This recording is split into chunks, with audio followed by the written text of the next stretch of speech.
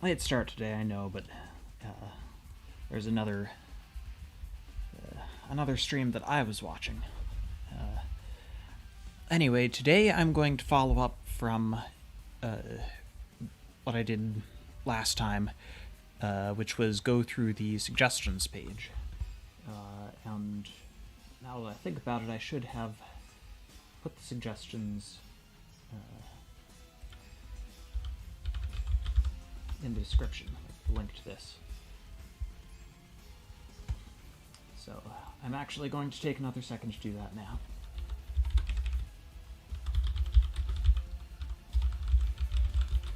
I marked some of these suggestions as I would address them in a stream, and so this is going to be that stream.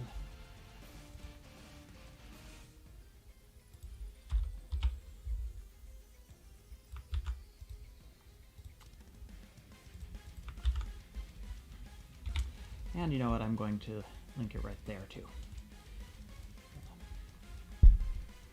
Okay, so I skipped the achievement suggestions, and I'm still going to do that because I think those are their own stream at the bare minimum.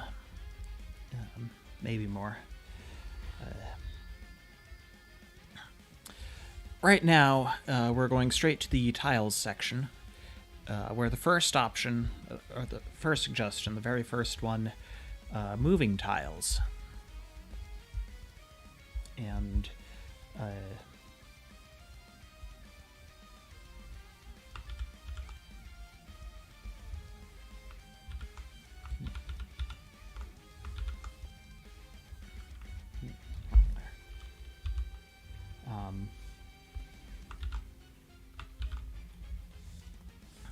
yeah, so it's an interesting idea. What if you step on a tile and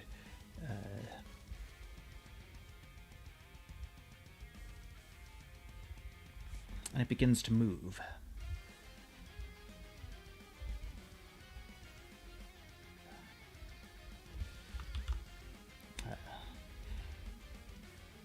And there's a question of well, the question that I ask about all of these is what new game types, like, what does it enable in terms of gameplay? If it's just that you have a gap and a moving tile will ferry you across the gap, that alone is not a whole lot.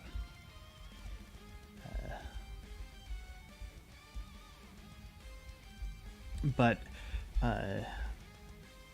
like, it does do a couple things of you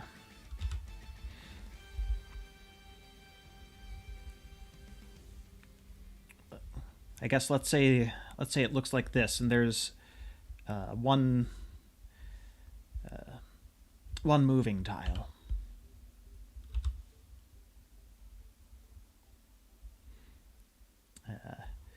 And there's something way over here. And if you want to get here, that's your destination, you can't get there from here. You have to hit the moving tile. So that's a thing where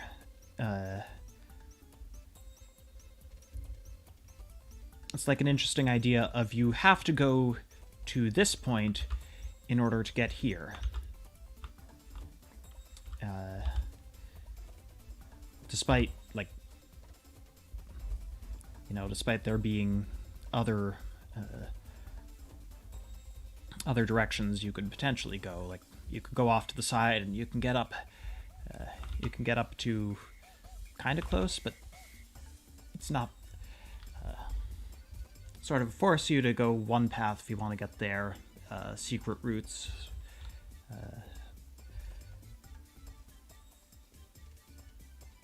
because it's a bit of a difficult concept to explain, but as the game currently stands, if you want to get somewhere, you can usually do that just by going there as directly as possible. And actually, talking about directly, let's put that there. And normally, you could go as directly as possible, and you would go up this side, get as close as possible, and jump. And it would either work, or this would be impossible to get to. But with a moving tile, you would have to go off to the side, take a detour. And then once this moved over, you could jump on there.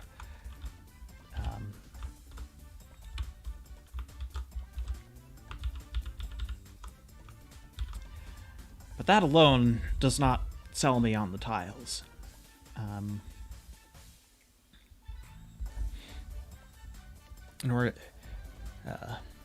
Right, yeah, this one is tiles that can be activated and won't move until, like, stepped on. There is the alternative of what if a tile just moves back and forth, you know,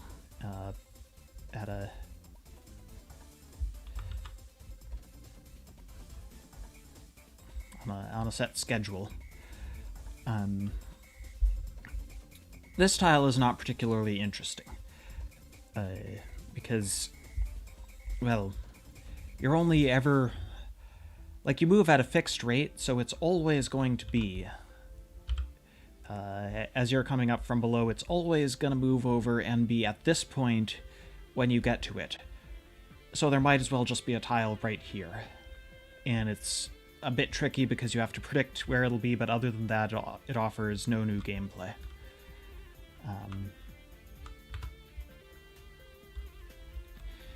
So, like, that's an example of why you ask the question, what new gameplay does this enable? If it's just moving side to side on a set schedule, it offers almost nothing, because it might as well be a fixed tile right there. But if it waits for you and you can get on and ride it, that offers something. It's sort of equivalent to a secret passage. And that's cool. You get to the entrance of the secret passage, which in this case is stepping on the tile to activate it, and then you can come out somewhere that you couldn't otherwise reach.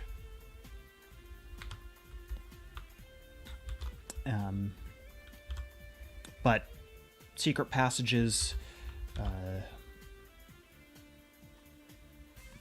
there are potentially other ways to do that.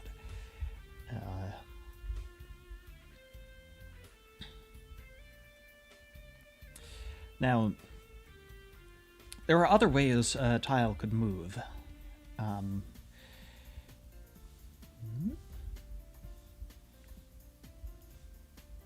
Let's push that off screen.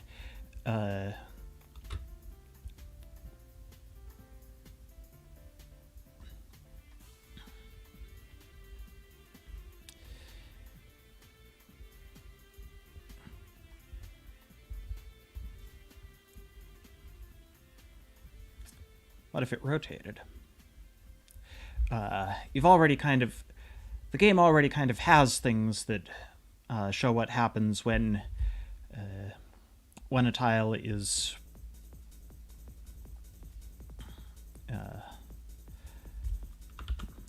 perspective's off. When a tile is lopsided compared to the rest of the tunnel, and that is... you can jump off at weird angles and get to new places.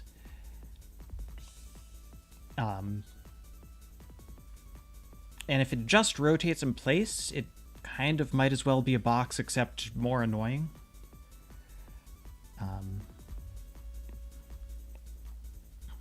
Boxes already exist, and you can already use them to get around.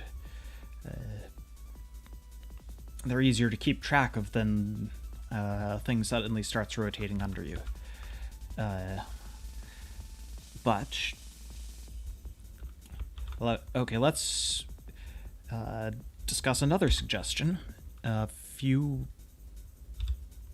Actually, I don't know how much farther down it is. It's not that one, it's... Aha, yes. It was mentioned, and actually not just mentioned, you've seen these in Run 1? Run 2? I think it might be Run 2. Run 2 has these purple cubes only in the editor, and if you step on them, suddenly you're upside down, and you fall all the way to the ceiling. And I marked these as unlikely, because it's too hard to deal with, and I guess I can explain a little further now.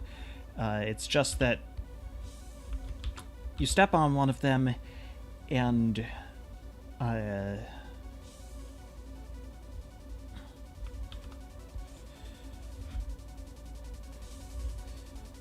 actually I should flip it over because the whole tunnel flips over.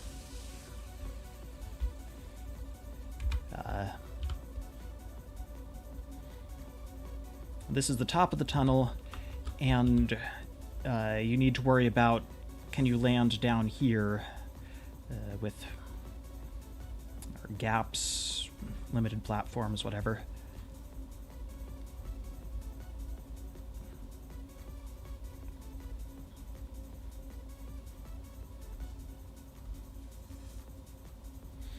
Can you land there? Where do you land? And the thing is, the camera kind of likes to center you, or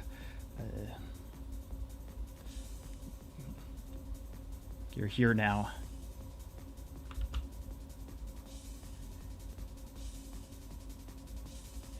And the camera is sort of centered on you, at best. Like the ceiling, this is now the ceiling, and it pushes the camera down, but look at how much of that is still off screen. There's still a lot off screen, and you've got to land there.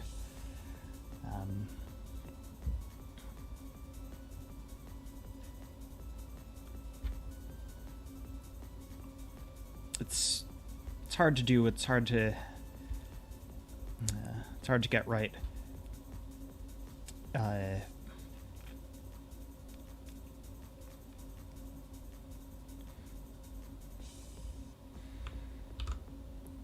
And so I was thinking, as long as we're talking about moving tiles, you could have a tile that, I guess we'll put it on the ceiling. It starts out here, and it doesn't just rotate, but it moves into, sort of into the middle of the tunnel. And you move with it and flip upside down. And now that you're down here,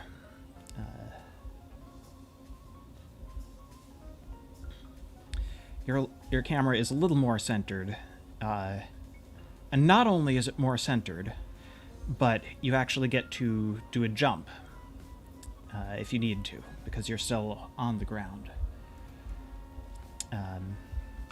And so the camera's a little more centered. You can see the stuff below better.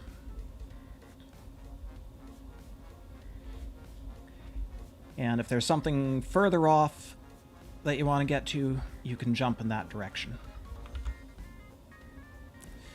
And so something like that, it would take some doing. It's a weird tile concept. But gameplay-wise, I think it's a lot more effective for switching gravity than just you step on this and you're suddenly upside down and falling with no recourse.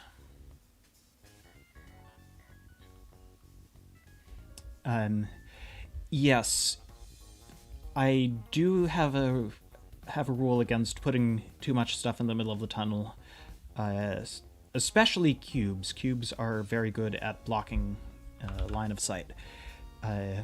If it's For this one, I'm thinking if it's just a tile, and it's just the one you're standing on rather than one in front of you that's there the whole time blocking your vision, it might not be so bad, but I will need to test it. Because it will block your vision below you of something that you might want to jump to or fall to.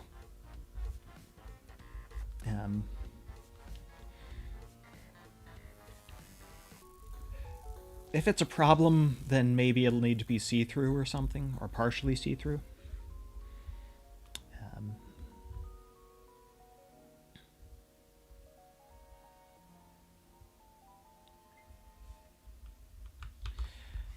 But yeah, as long...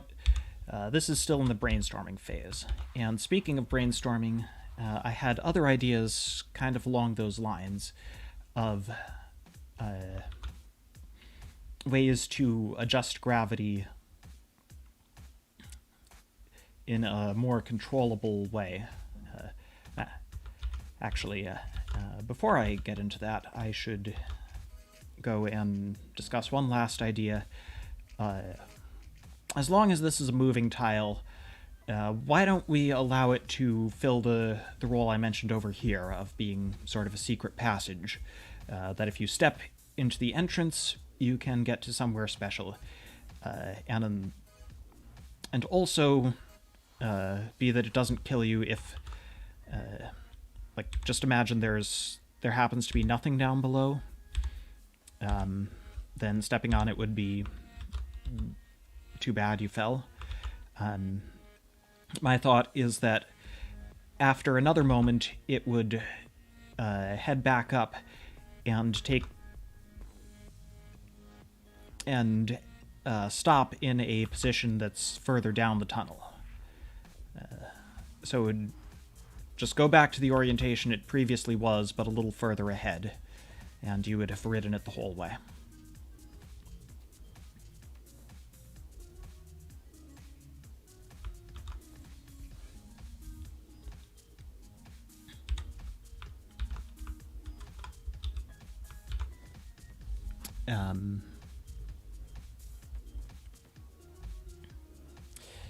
Right, so anyway, I was going to talk about, you know what, let's do colorful tiles. We have access to color, we have the technology.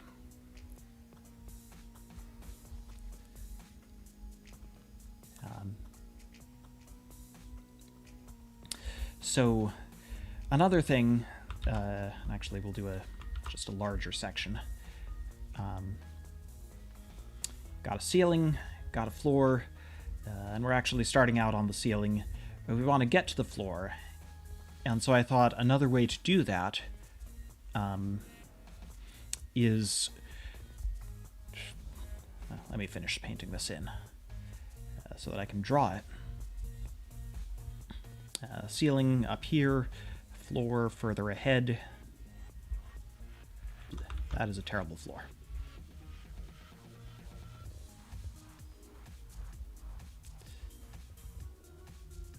You want to get from one to the other.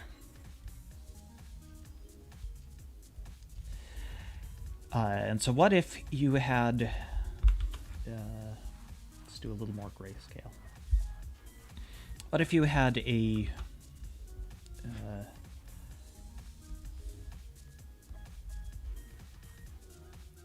rope or cord or something from, like, attached here, I don't know,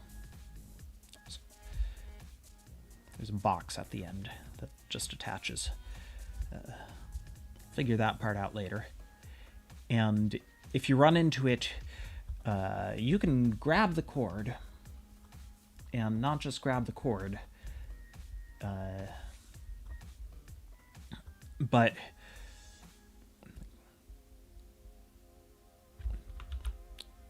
let me draw it.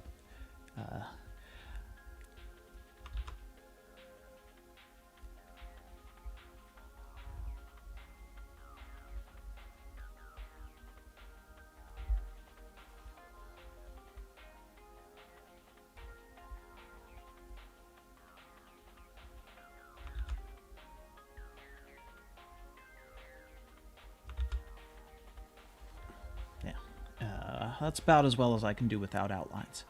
I probably do need outlines for this, but short version is you've got your arms around the cord, you're sliding down, and because gravity changes when, or based on how you pull on or push on any solid object that's attached to the tunnel, and this is attached to the tunnel, by swinging side to side, you can actually change gravity. And so if you let go at this point, you will fall this way.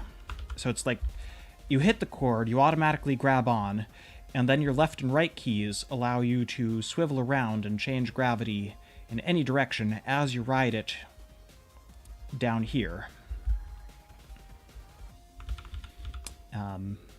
And you can just press jump and drop off in the direction you're currently oriented.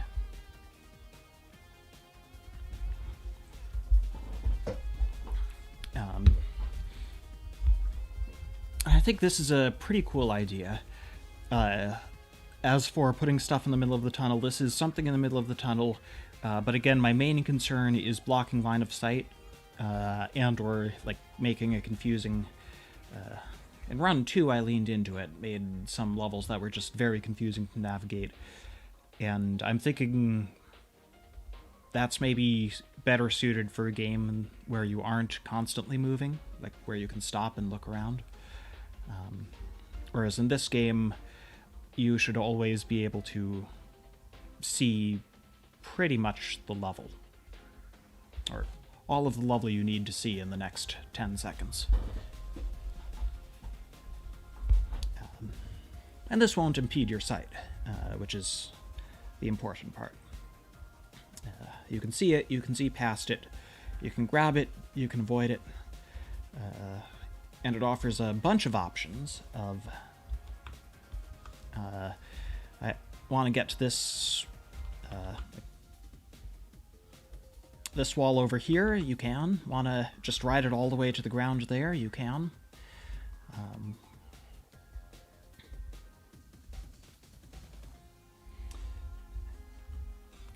I mean, there is an option for it to be one character's ability of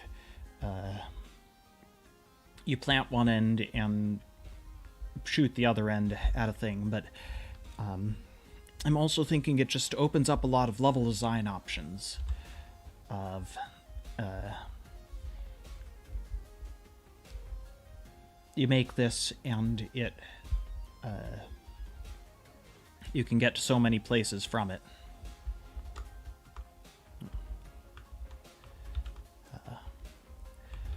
I guess the real question is it broken? Can you get just absolutely anywhere from one of these? Because, I mean, in theory, you could head down to about here, like the very end, and then drop all the way back up to where you started. And reach somewhere that's very far ahead. Or you could pick any tile over here, or any tile over here.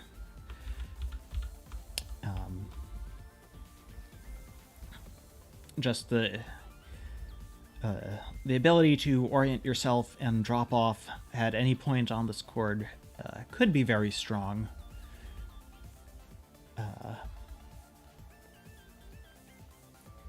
But you could probably build around it. I'm thinking, like, if you had... Especially if it was... Oh, yeah, I guess there are two main options of one, limited length cords. Like if it just goes from one wall to the next. You have a limited time to drop off it and a limited number of options for dropping off it. Or the other option... the other option is just to lean into it and require it. It allows you to make huge jumps, well, here is a huge jump for you to make.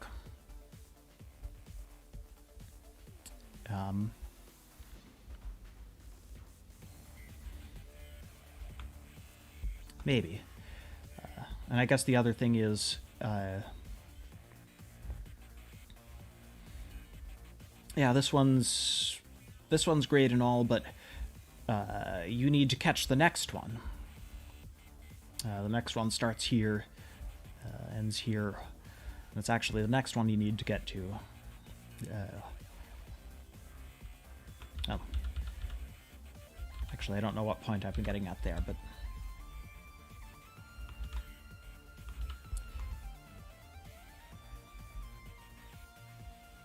yeah, I guess the thing to do is try it and see. When I get time, I'll have to program it and see if it's good enough, too good, how many level options it opens up.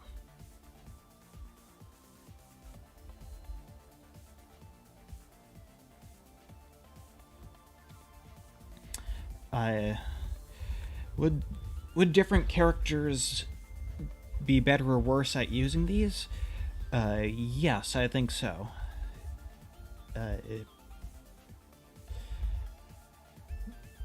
Pretty much the ones who are good at moving side to side will also be good at spinning around this, with few exceptions.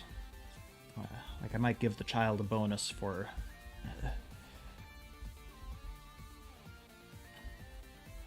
or maybe even a bonus ability of holding on to it, like looping the balloon cord over it.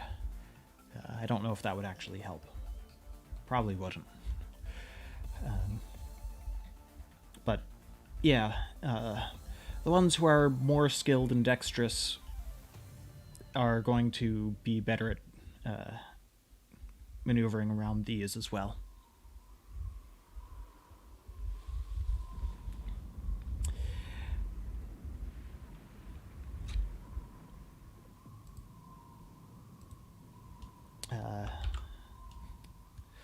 So I think I'm going to leave those there for now.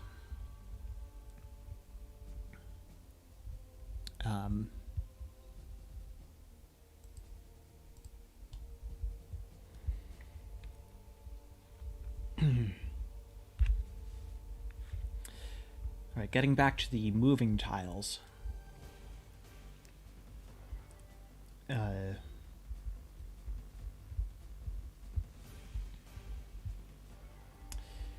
Trying to think if there's any use cases I've missed. They can move to transport you somewhere, or they can move to change gravity.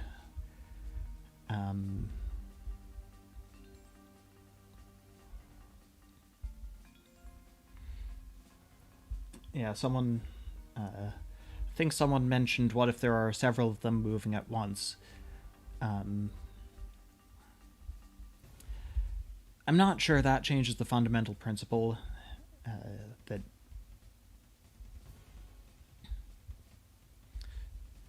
besides looking cool, just having a bunch of them moving into or out of place as you approach,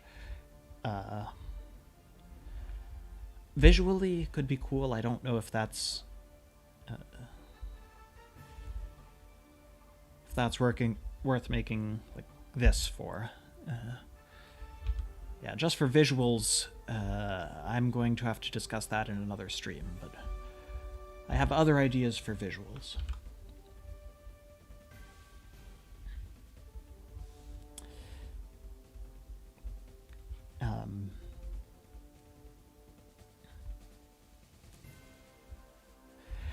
I guess the danger is this might actually lead to worse levels if there are too many of these. And this one gets you here, but you actually need another one to that'll go further. Or, like, at the end of the level, there's one specific tile that there's just a huge gap, and one specific tile will carry you all the way over that gap. And you need to get there by getting to a previous tile that carries you there, by getting to a previous tile. You can effectively create a maze by just you have to step on the this tile to get to that tile to get to that tile. And the problem is it's not a very fun maze, because or it has the potential not to be if they just move on invisible routes. Well, actually, it doesn't even matter. Like, maybe you could do something like show a dotted line of where will this go. But then you get to here and you miss the jump because it's too long, and you see this and you say, oh hey, I need to follow this route back, but the game doesn't follow the route back. It teleports you all the way back to the start of the level, and you can't see where the route was. And so you gotta go through multiple times in order to find the one that has this route.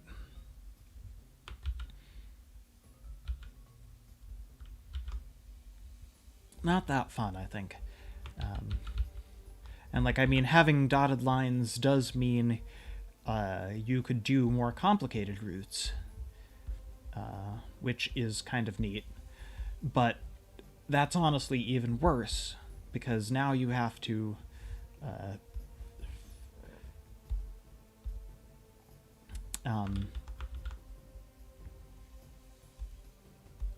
now there are routes that intersect, and there's, like, again, it's a maze.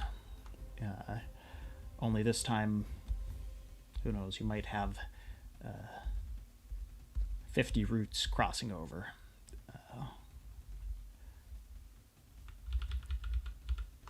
And yeah, the same fundamental problem is there. You get in sight of the end of the level and you say, okay, I need that route. Which one was it?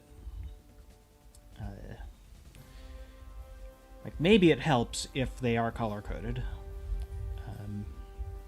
You gotta trace it back. Or you don't have to trace it back, you can just look for the one, but that's still like 3 times. First, you go to the end of the level and see, okay, I need the white route. Second time, you go around looking for the white tile and you say, okay, there is the start of the white route, but I'm not in position to get it. And so you jump off again and restart and find this, and it's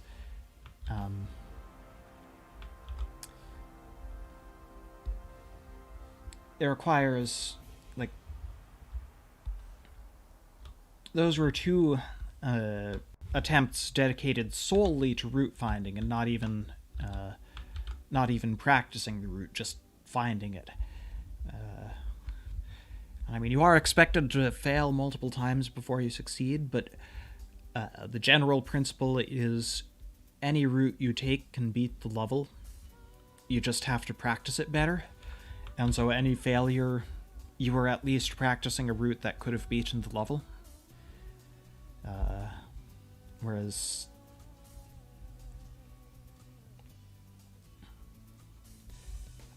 And I think that's not just true of these moving tiles, it's true of anything that counts as a secret passage, where you have to arrive at the start in order to get the end, and if you miss the start, if you're over here, then you have failed the level because you missed the start.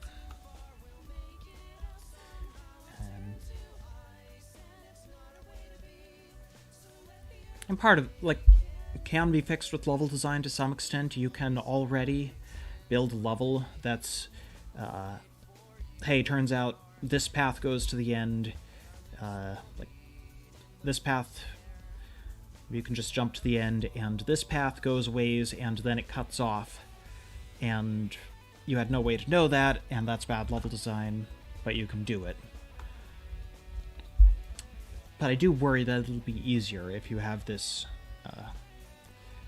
the moving tiles or secret passages or portals. Like this portal goes to the end of the level. This other portal doesn't. Just gotta run through and try them. I don't know.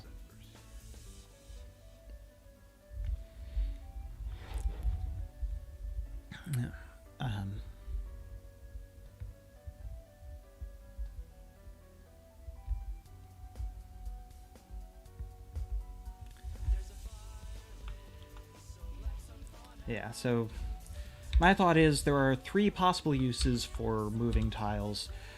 As I see it, the one where it carries you to a destination will make it easier to make bad levels. The one where it rotates and changes gravity is probably, like, if it rotates in place, it's no more useful than boxes. And if it moves you around, I think the chord idea is going to work a lot better. It's just going to be more intuitive. You can see the whole chord. You can understand where the chord is taking you. I think it's just better than having a tile do that. And the one where it's for visual / aesthetic purposes, like it just moves around and looks cool, but it's effectively a tile. It's effectively always in the same place when you arrive. I'm going to consider that, but I would do it a different way. Like, I would consider doing cool aesthetic stuff. Just not with a special tile type that I would add to the editor or anything.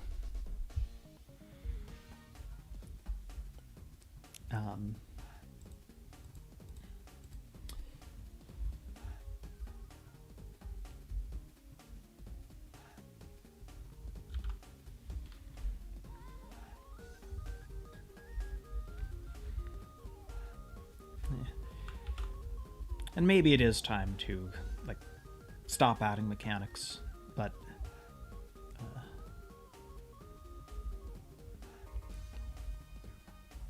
we'll see.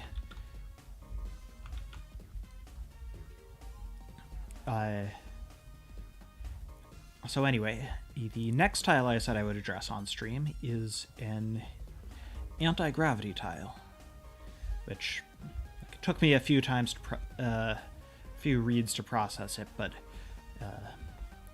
the point is that actually I should draw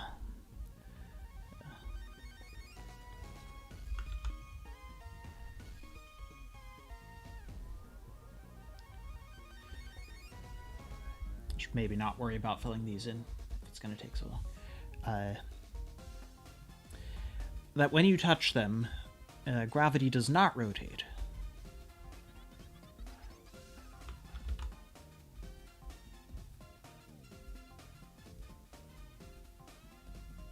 But instead, you can jump off.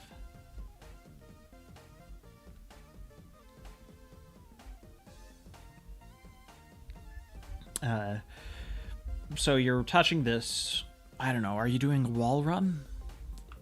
A wall slide? One of those, probably, but gravity did not rotate, and instead, you can jump off.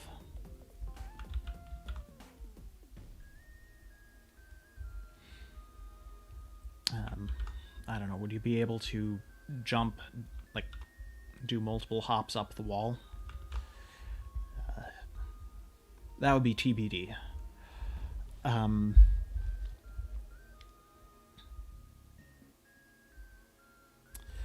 It's an interesting concept. And it's... like, at first I thought, wait, isn't this pretty much the same as the tile from Run 2? the non-rotating tiles. But no, the fact that you can jump off it does... it definitely does allow for new levels.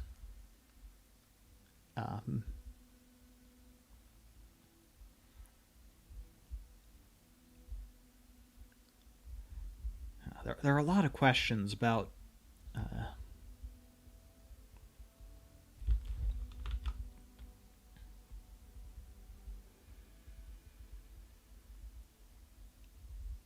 okay, you're not going to make it that far, are you?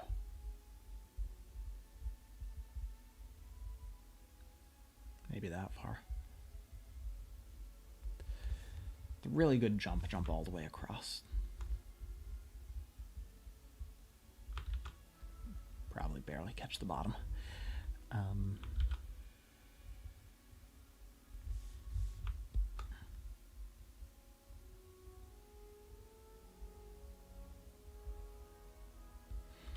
Something like that. That's a cool concept. Be having actual gameplay, kind of like that one achievement in level T1.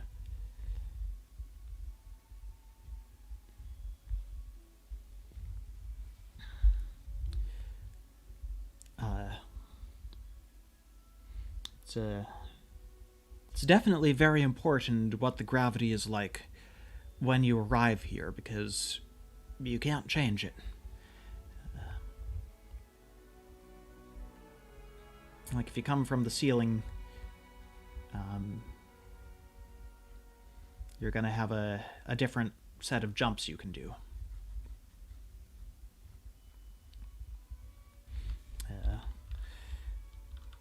Oh yeah, and if this is a lower down thing, then you're not going to be able to catch it if your gravity is the other way around. You're going to jump and you're going to fall past it. So it's... which is interesting. And, like... I mean, the fact that you can't do the same thing coming from the ceiling is not actually a problem. It just means you gotta design the level for that. Gotta put somewhere to go.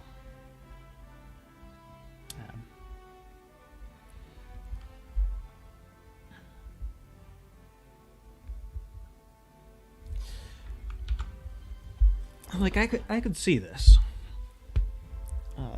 I'm just not 100% certain, well, A, of the details, and B, if it's useful enough, if there are enough level concepts here. But as long as we're talking about non-rotating tiles, what if there were ones that you couldn't jump off of? Or at least didn't make the walls jumpable. Because that, I believe, is another suggestion from further down of just bring back the non-rotating tiles as they were in Run 2. And what does that do in terms of levels? Like, I guess we'll just look at this. It means that if you come in and you aren't at a rotation where you can land on this, your run is over. Like, maybe if it was at an angle, you could do interesting angled stuff.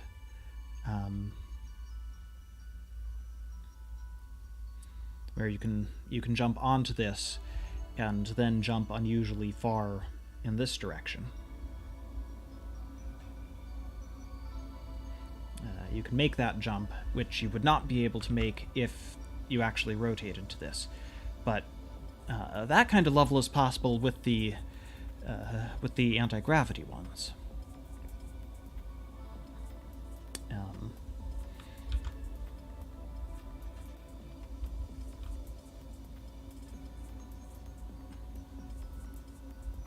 And the anti-gravity ones are Also, if it's 90 degrees, you aren't as bad off.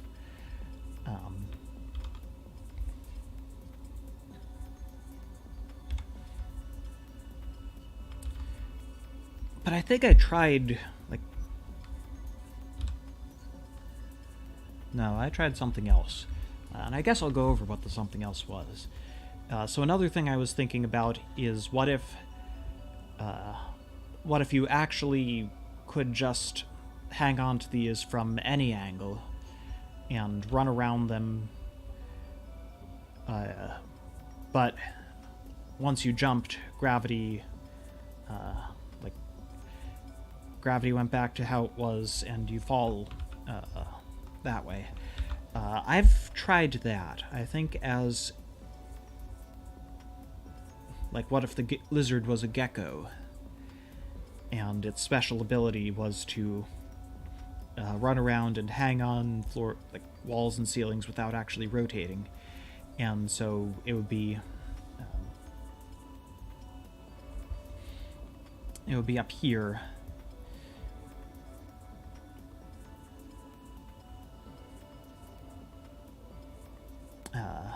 But when it jumped, it would just fall down. Because, it started over here, and it went around without actually changing that. And that pretty much didn't work. At least with these tiles, there will be some that change gravity and some that don't. So, if maybe there's regular tiles up here, and if you wanted, you could run onto them and change gravity, and then deal with... actually, I guess in this case, you would need some more tiles. Okay. Put in some more tiles to actually jump to. It's actually an option, whereas the lizard experiment...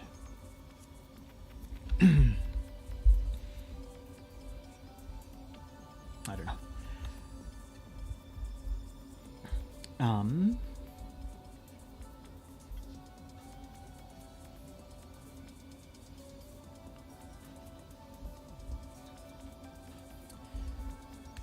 So yeah, should you...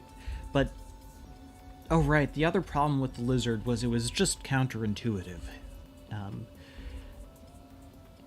Either I have to keep the camera fixed... Well, no, it's not even an either. The camera has to stay fixed so that you always know what direction you'll fall as soon as you leave the anti-gravity. So that you always know... Yeah. But then... left is up and right is down, and then left is right and right is left. It's understandable if you're just holding left and you run around counterclockwise. No, sorry, right, and you run around counterclockwise. Then you hold it, and that makes sense, but then if you want to maneuver, zigzag on the ceiling, it starts to throw you off. If you want to navigate this, left and right will basically be swapped.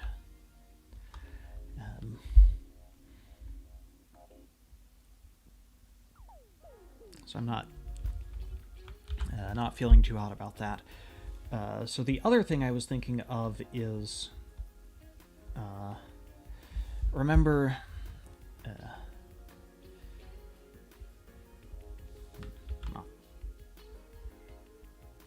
those sticky tiles from Run 2? Did I release them? I made some yellow sticky tiles in Run 2.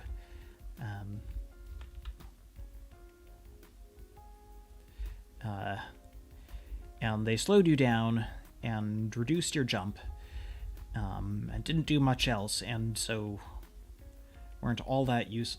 You could make a level or two out of it, but it wasn't anything new or game changing. It was just beat a level with reduced abilities.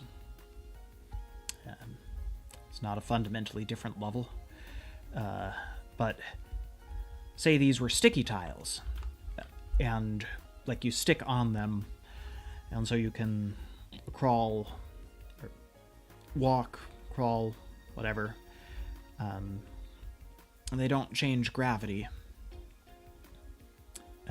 You're not going to make that kind of jump if they're sticky.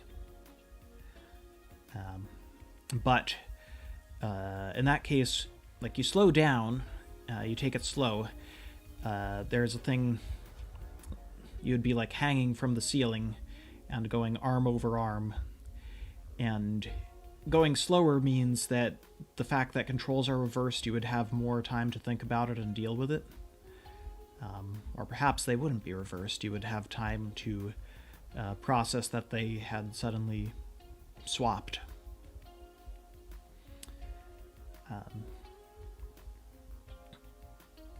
Like, sticky tiles close off some levels of you can't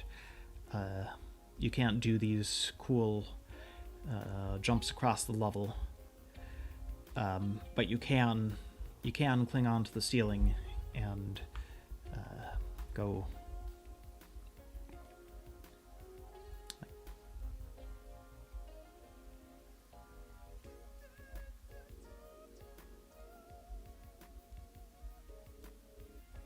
Hang down and go one bit at a time, make your way there, and then fall.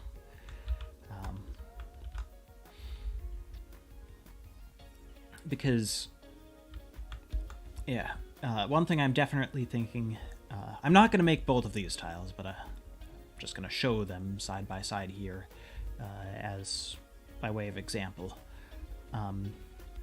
In terms of being on the ceiling while gravity is down, it makes a lot more sense for you to be hanging off than for you to be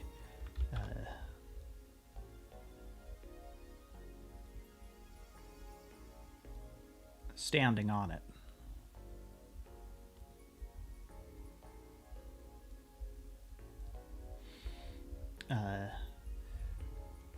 Just, if you're standing on it, then you expect to be able to jump and fall back to the direction you're standing on, regardless of what the camera's doing. Whereas if you're hanging from it and the camera is focusing this way, it's very obvious that if you fall off, like if you let go, you'll fall straight down. And so from a mechanics communication standpoint, the sticky tiles are going to be better.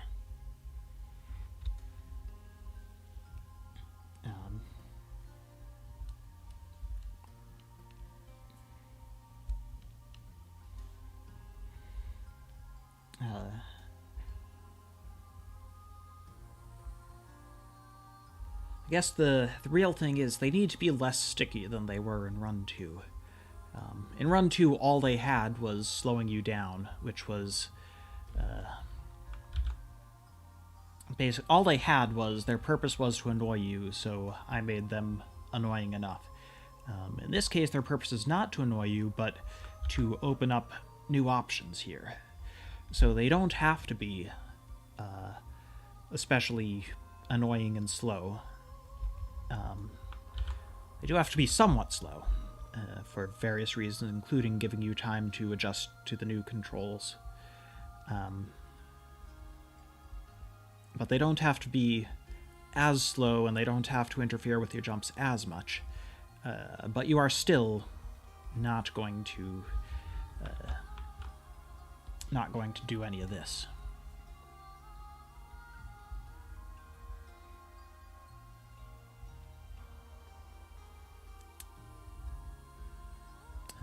Sort of like ice tiles. Ice tiles, as I did them in Run 2, pretty much killed any control you had. No control, you just slip.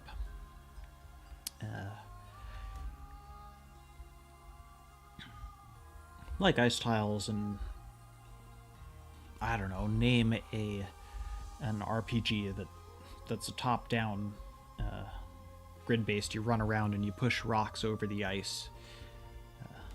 Ice puzzles.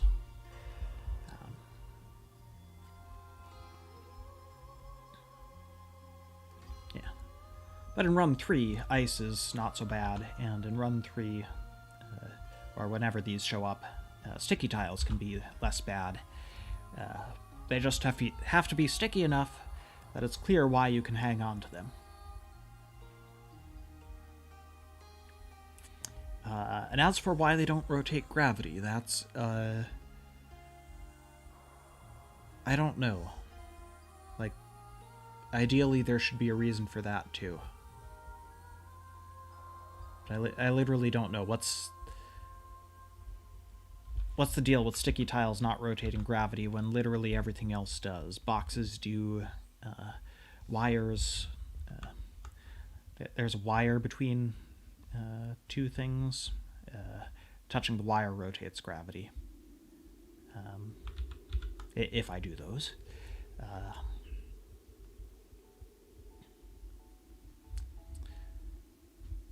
Even the Angel's ship, the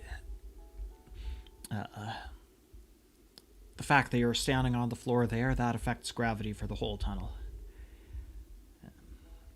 Boxes that are, like in the student's minigame, stepping on those boxes rotates gravity. Everything rotates gravity, why doesn't this?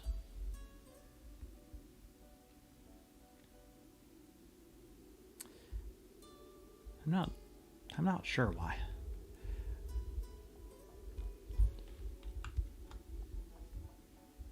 Might have to relegate these to infinite mode.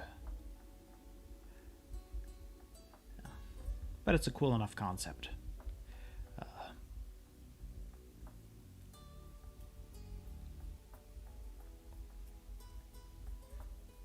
Also, I don't have to reuse the dirty yellow color I did for Run 2. Maybe I could do a different color.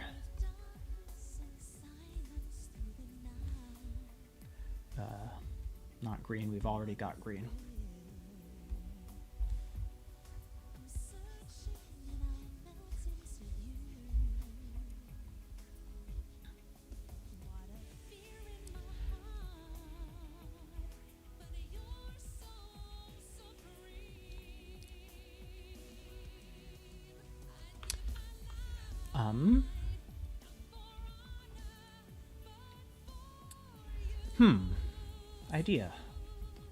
Idea.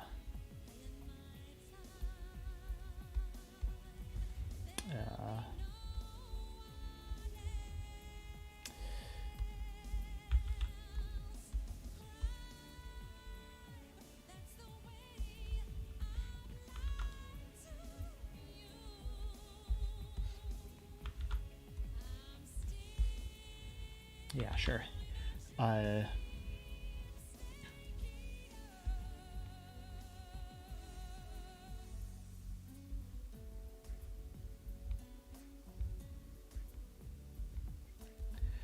It's not a tile, it's a sort of rope mesh.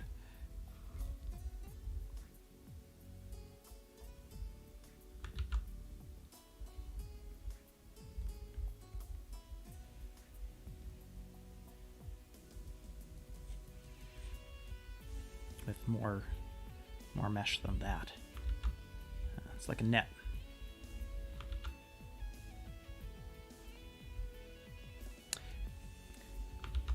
And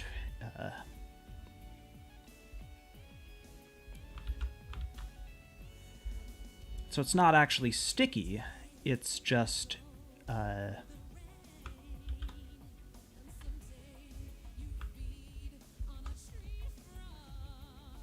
you're holding on to it.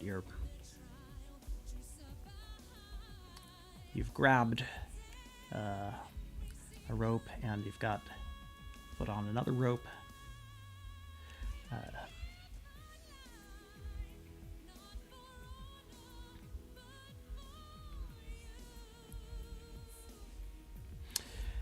So you're grabbing onto it, and that's how you stay on. That is how you hold on to the ceiling things. Ones on the ceiling.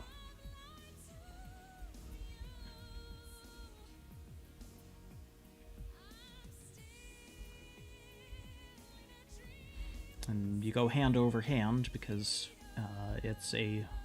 or arm over arm. They don't have hands, I guess. I don't usually describe them as having hands. Yeah.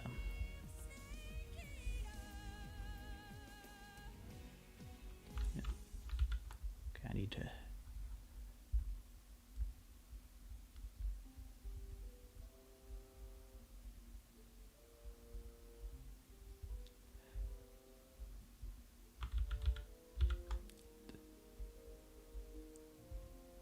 yeah, whatever.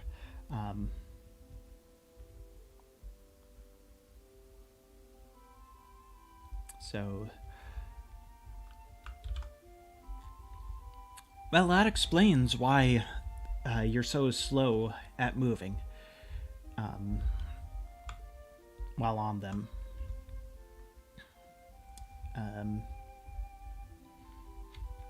And why you can grab onto them from any angle. And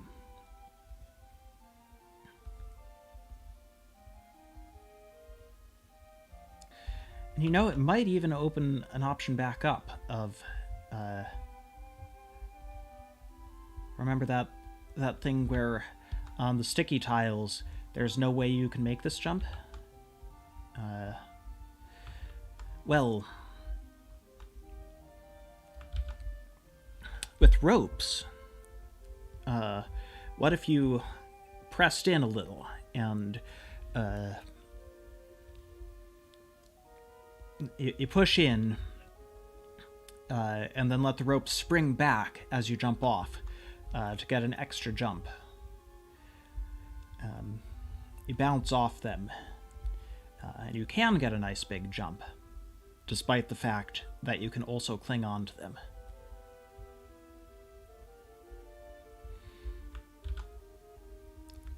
Like, there might be some problems with the actual physics of that, but I think it's doable. Also, it would have to be a thinner, like, tighter net than these. It would be a bunch of threads very close together. You would have to put in a little bit of effort to actually get an arm through and get a handhold, just so that when you're running along them normally, you aren't constantly... you don't want to get your leg caught. Get your legs caught in the holes.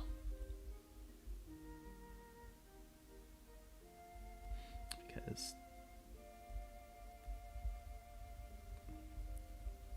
well, that would just interrupt your run.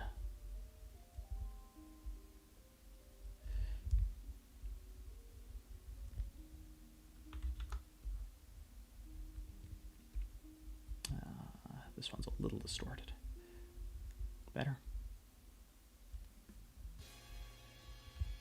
Yeah, we don't want that. So, the main problem is that if the nets don't let you rotate, why does this?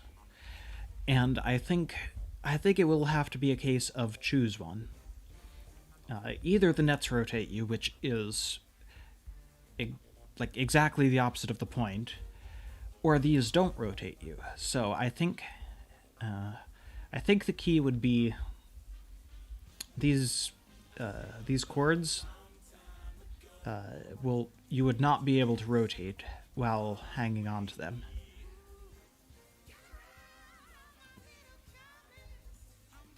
Or there could be a compromise, but first let's just think about what happens if you can't rotate. You grab onto this from here. You are stuck hanging onto it like this.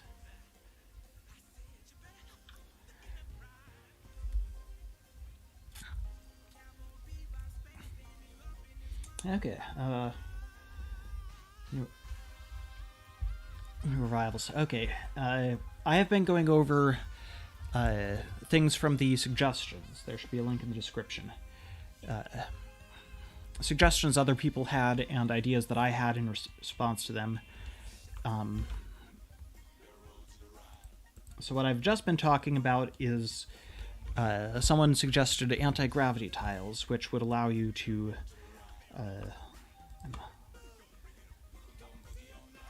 okay, this is a complicated thing, but the point is you do not rotate when you jump into this wall, and instead you can jump off the wall to somewhere else, and from there you can jump to somewhere else, because anti-gravity, who knows. And I came up with ideas, well, sticky tiles, maybe it's not just the reason you can, maybe the reason you can cling and jump off is because they're extra sticky, and that also means you can cling onto the ceiling. But wouldn't that interrupt your jumps? So, well, what if they weren't tiles, they were nets? And the net is nice and springy. You can cling onto it, you can dangle from it, but you can also spring yourself and get nice big jumps. And that's a nice compromise. But I had another idea earlier in the stream of there is this zip line that carries you just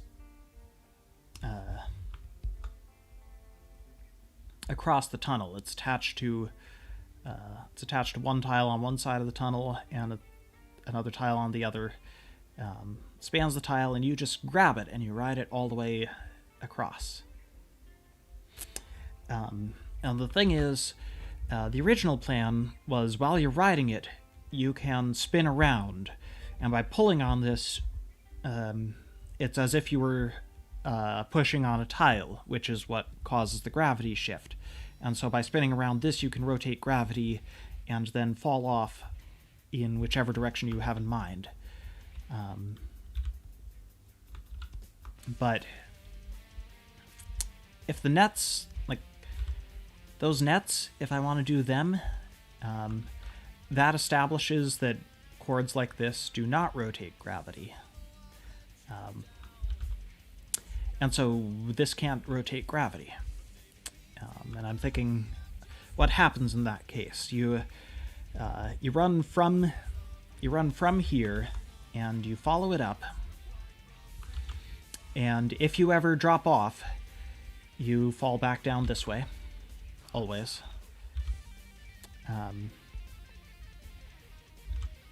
Which means maybe you could get over there, but you have to be like very near the top, and you have to fall to it. You can't spin around and drop off, fall more directly. Or if you don't drop off, then you just sort of end up here on the other side, and you hit the tiles, and then gravity rotates normally. Cool, I guess, but that feels too much like the student. Like it is the student's ability, except you can only do it in one place and anybody can do it. Which, I don't know, maybe that's an interesting addition to levels. You can make a level where anybody gets to be the student, and the student gets to do it twice in midair.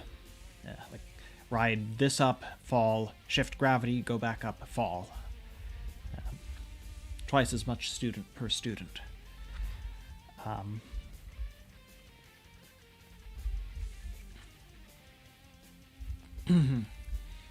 But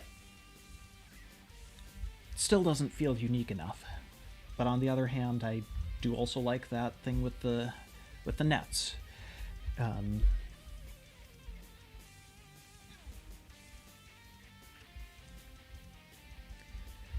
So, what if there was a compromise? You can change gravity slowly on this.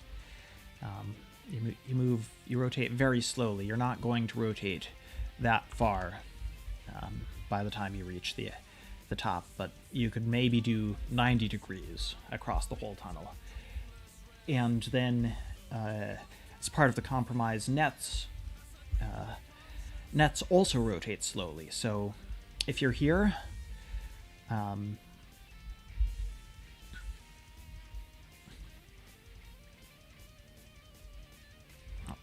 come on, stay. If you're here, then the tunnel will slowly rotate in this direction. But you can jump off first. And if you're on the ceiling, hanging from the ceiling, the tunnel will slowly rotate in one direction. And you can actually change that by, if you move in the other direction, you can rotate it back.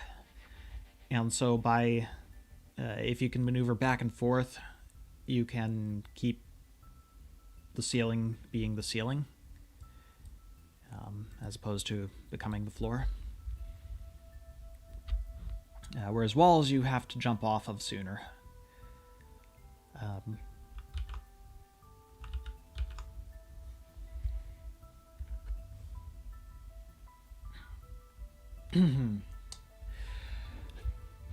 I don't know how far I'm going to get.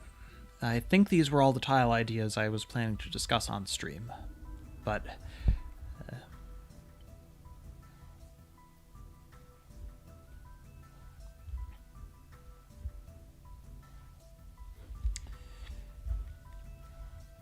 right, sorry.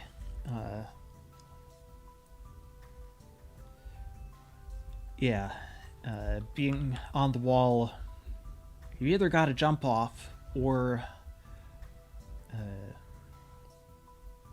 it turns into floor pretty soon. But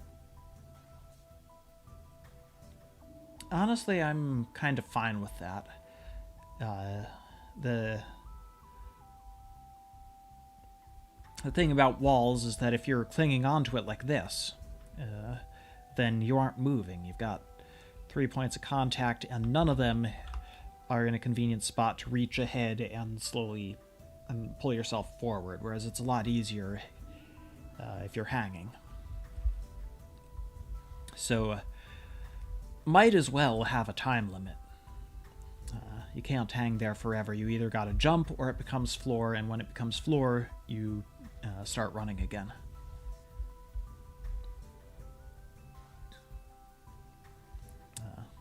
Oh yeah, and speaking of time limits, if you jump immediately, like you jump into this,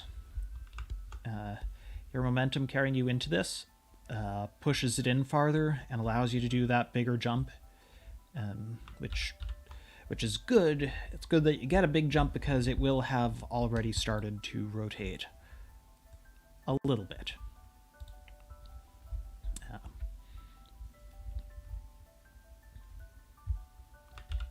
Or maybe there'll just be a delay. Fudge it. Give you a bit of a fudge factor. While it's springing into place, it doesn't rotate. Just so that you can make this jump better.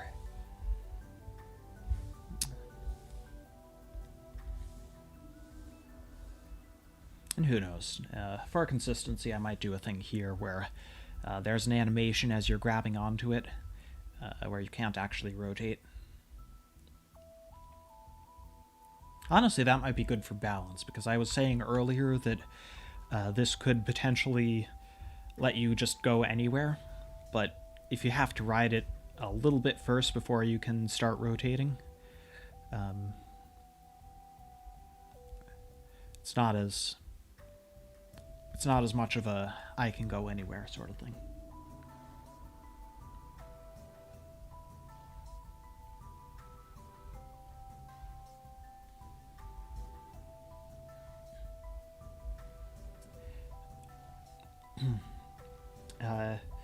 Okay.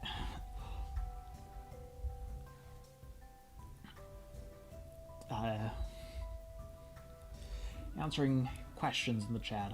I'm gonna miss some of these as I'm talking and drawing, but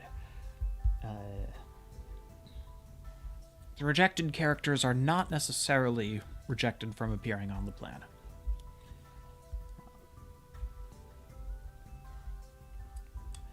Time limits in the editor. There is really not enough you can do with that. I also don't remember that being in Run 2, but maybe? Like, at least in Run 2, almost all the levels had somewhere where you could stop. I guess that's also true in Run 3 to some extent, but no, time limits are not all that suited for a game where you are constantly moving forward at usually at the same speed.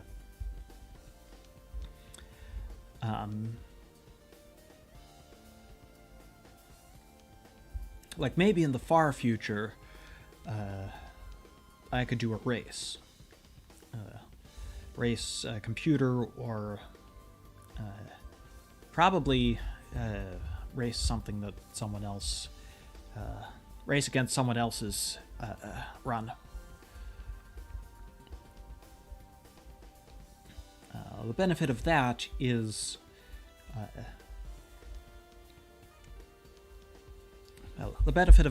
that you can see how well you're doing, whereas with a time limit, you're never sure. But again, there's the same problem of there's a limited amount you can do to go faster or slower, and also you can't really do races between two characters because the skater wins. The skater just wins.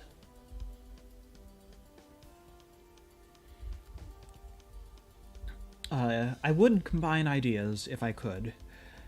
The tiles I've discussed here, or at least the two that I'm feeling have a good chance of inclusion, neither of which is actually a tile, but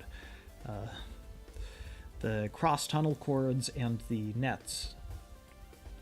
I'm not sure how much they can be combined with. They already both do a lot of things on their own, and combining them might make them do too much.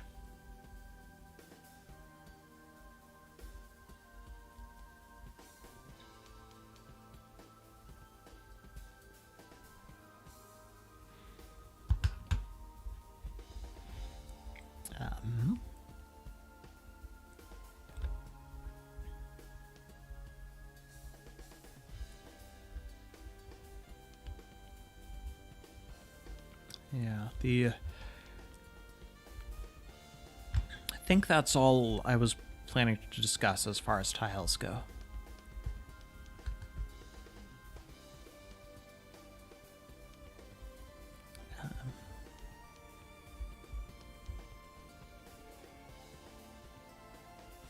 Just going through the list again. Well, actually, as long as I'm here, why don't I go over my own idea? Ramps. And actually, a couple things were discussed about ramps. But, so, side view, ramp goes something like that. One of the things that was discussed is, I said, well, maybe I'll just make it so that you can make any tile into a ramp. You take a tile and you say, I want this to be a regular ramp, or I want this to be a steeper ramp. And the steeper ramps are the perfect height for going onto a box.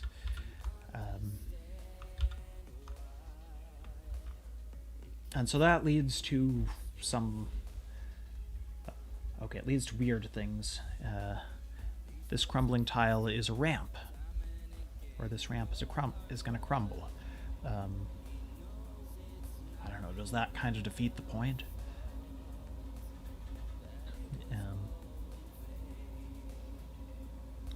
No, not really. I guess you could have... Like, you're not going to be able to run from this one to that one in... Actually, no. I might be about to contradict myself. If this one doesn't set off the next one until it reaches this point, then maybe you could run from one to the next. I might have to do a special case where, or like special timing, so that when this ramp sets off this one, they end up falling at exactly the same speed so that it's a smooth surface no matter how far they fall. Yeah. This crumbling tile and this ramp would just work fine as is. Yeah, other things. Let's see. We've all seen ice ramps already. Bouncy ramps. That's just kind of inconvenient. It's gonna bounce you back a little. Not that far, but it's gonna bounce you. It's gonna cut some of your forward speed and bounce you up more. Okay. Currently, bouncy tiles aren't like. I don't feel they're ready for prime time, and they may never be. Like I think this net idea does what bouncy tiles are trying to do, only better. And remember, there was that thing. You jump into it and push in and then get a boost out. So it does bounce, just more controllably. So I think if I do nets, then bouncy tiles will be completely out.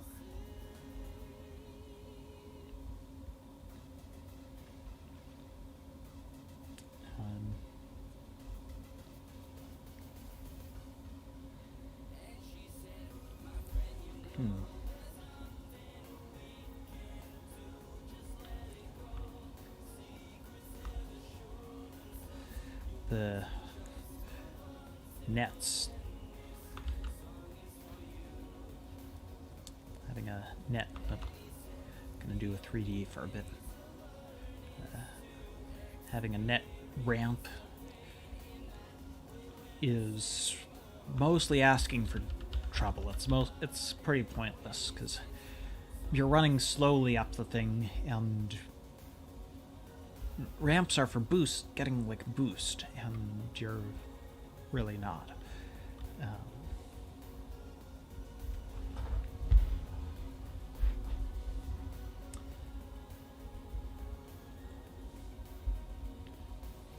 I've already got ice ramps.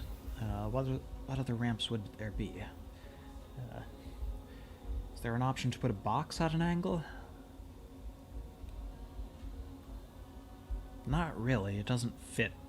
It's not gonna fit with other boxes at that angle.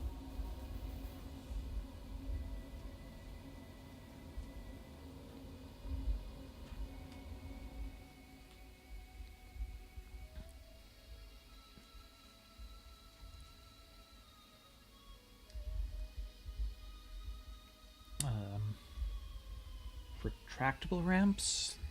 I'm not quite sure what that's gonna add to the game. Is this just another type of moving tile?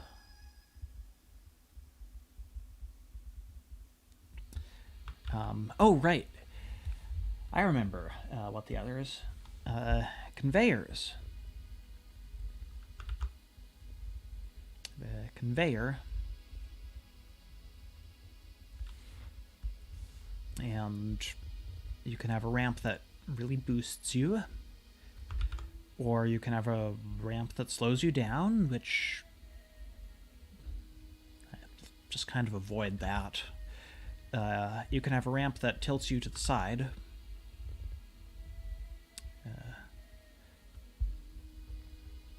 Yeah, getting a boost and the sideways thing.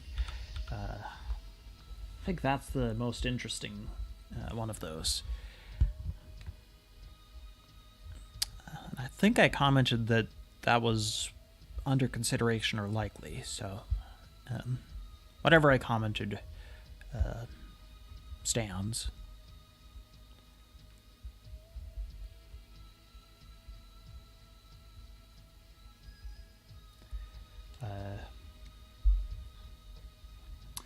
Right, but the reason I brought this up was not to do that, because, again, as I said, whatever I commented there stands. My thought was, what if there's another type of tile that is a ramp but backwards? So where ramps, they don't actually slow you down, but they technically should, it's just less fun.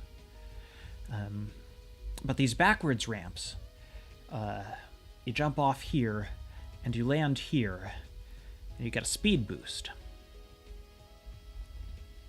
They don't do a whole lot else, they're just... if you land on them, you get a speed boost, because the slope is in your favor.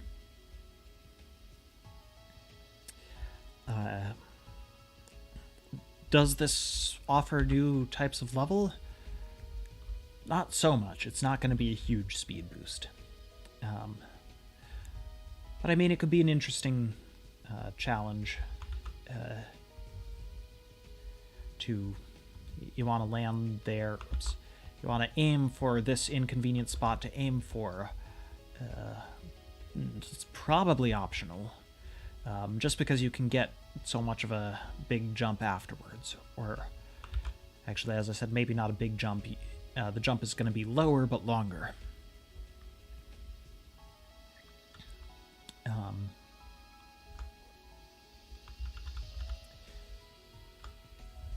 My thought now is I'm not going to go to the trouble of making a brand new tile type, but I really should change how the ramps behave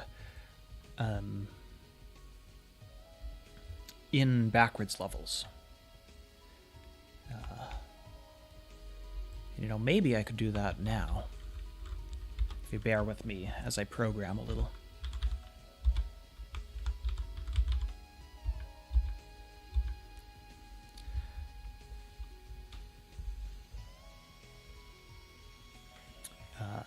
So where is the... I want to find the code that adjusts Z velocity based on being on a ramp. Oh no, it's...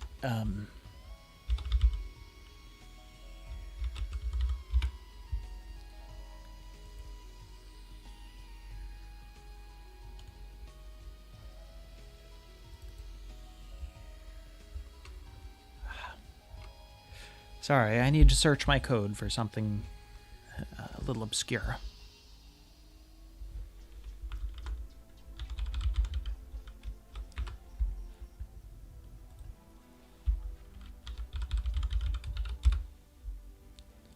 It's not that.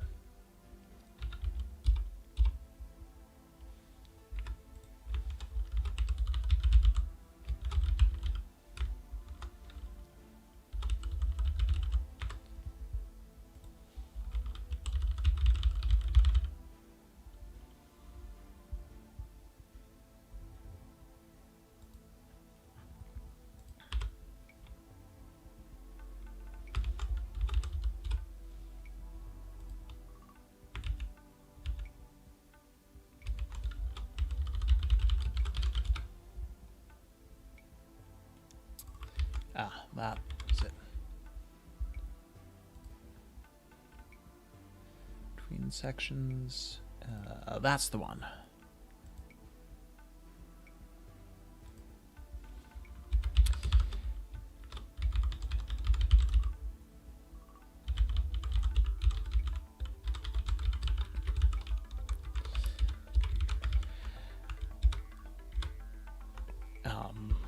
That's not it.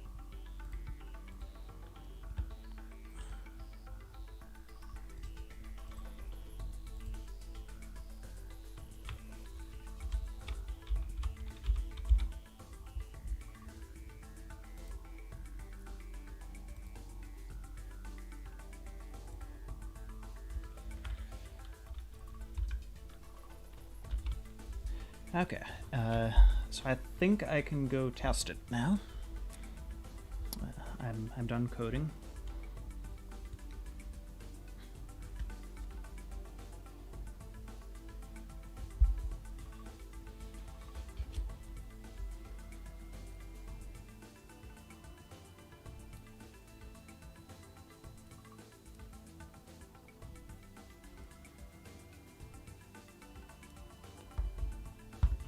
Oh, come on. I'm trying to compile, not do whatever the other thing is. There we go. Okay. Sorry, technical difficulties. It is now going.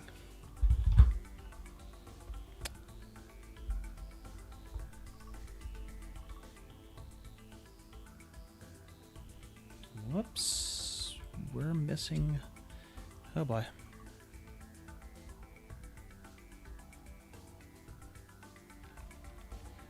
I do know what I can do about that.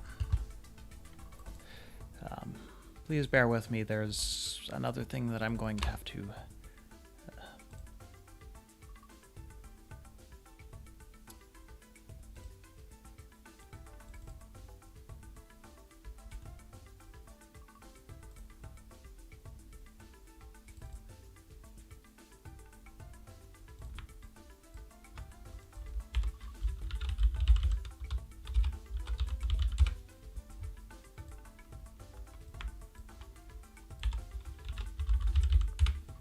So I think that should do it.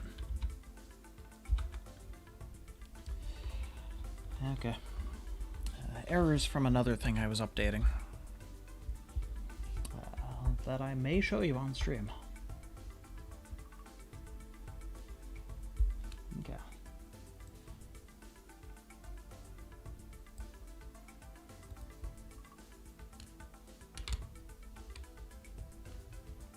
So...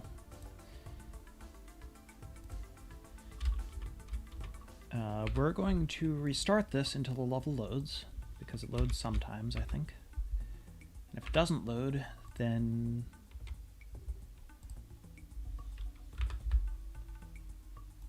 Oh no, but we do need to load one that... Oh, it's not even backwards. Well, I was supposed to be testing a backwards level so that we could see what happens in a backwards level. Great.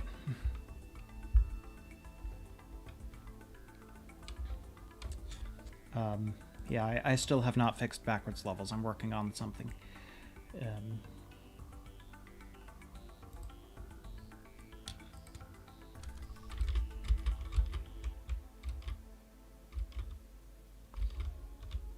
There aren't any ramps over here. Oh.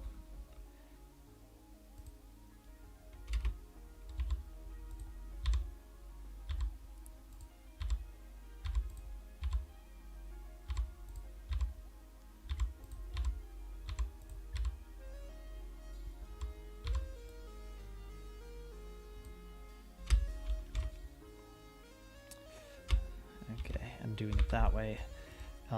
What if we found a short level with ramps?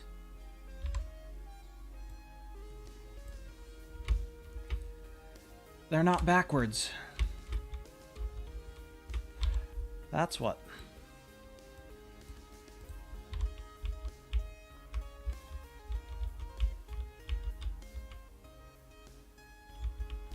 Well, the level isn't backwards, it's just loading. It loads backwards. The normal tiles are all at the other end of the level. They're loading from that end, but it's otherwise not backwards. Yep, now they're loading. Yeah, this is just the level forwards. Okay, well, I'm going to need to do some more work before I can test that.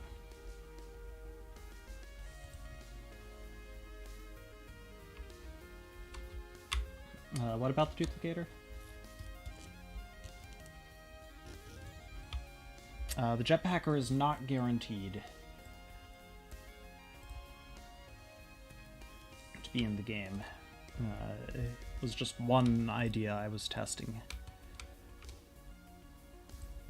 I kind of liked... duplicator is working fine. Did you mean try him in...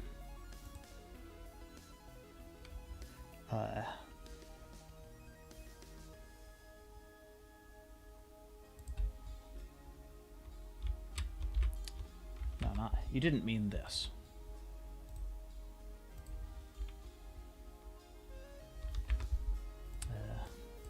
I'll try the backwards level thing again. Not here, though, because it's a long level. Yep. Okay, I didn't realize that about the backwards levels. I kind of did, actually. That came up in the other stream.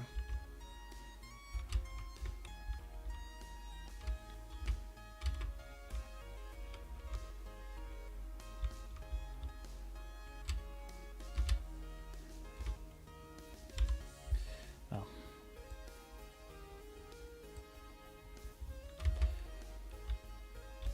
Yeah, we're going to do forwards levels.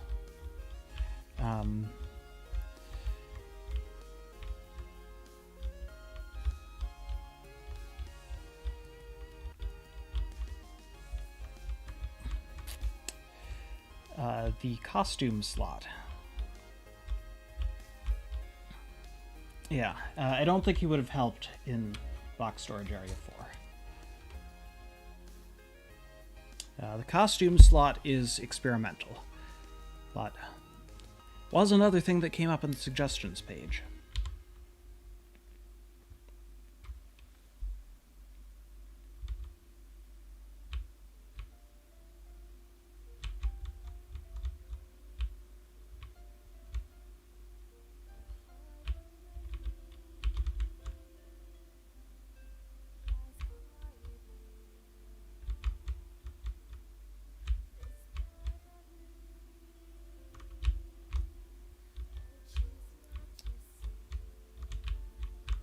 What if there was a zombie army?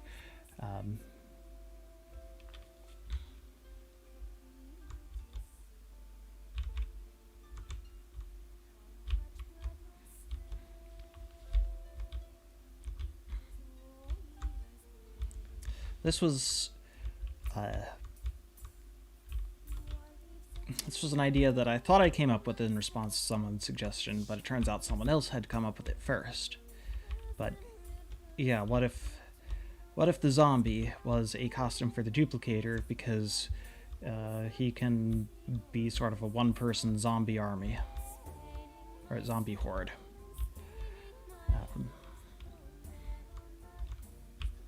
And so the stats are worse, but more copies spawn, more duplicates spawn.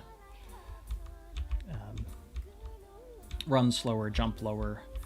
I think that might be broken. Like, only the first one actually runs slower and jumps slower, and all the copies have the base duplicator stats. I think I might need to fix that. But yeah, the idea here is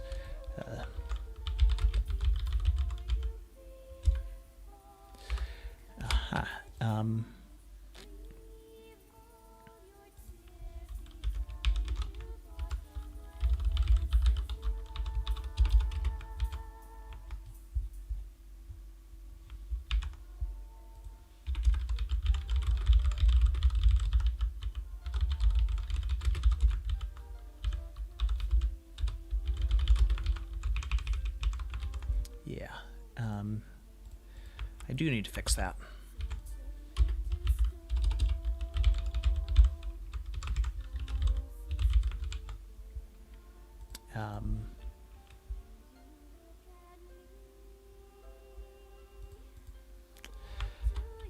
And we will test that as is.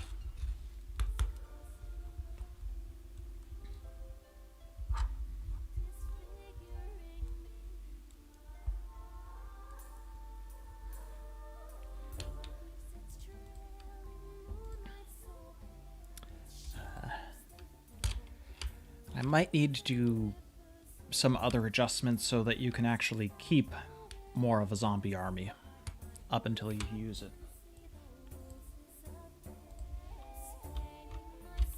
Because, yeah, as it currently is, it's designed to spit them out further, split them up more, so that they fall and you lose them.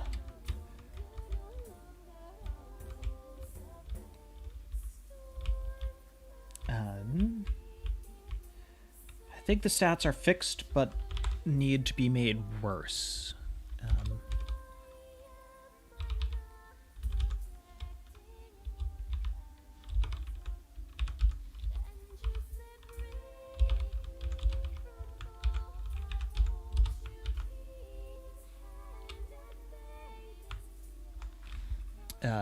And then I need to figure out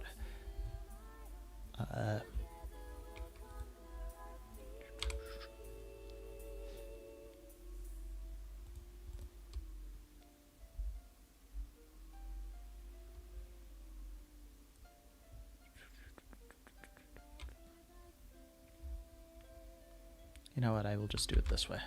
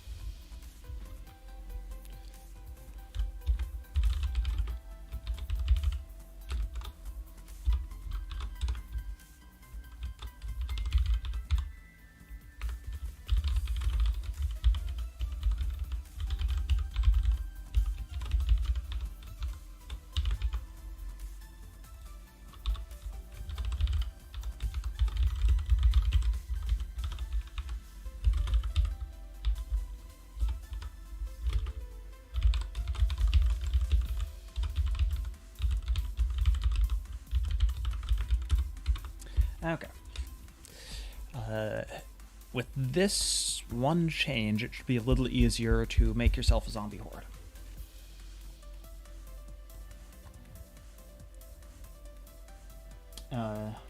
No, you're supposed to be able to beat any ice-related tunnel and get the winter costumes.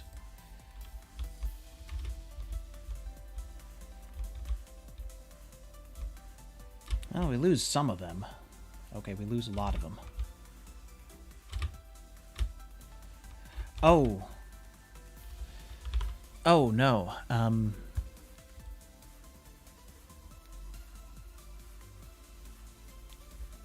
Oh, no, we lose a lot of them because I did it wrong.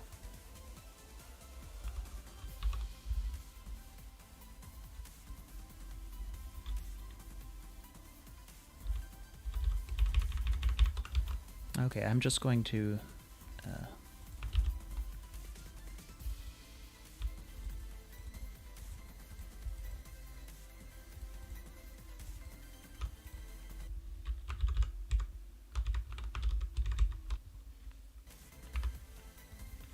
Don't know what the music did right there.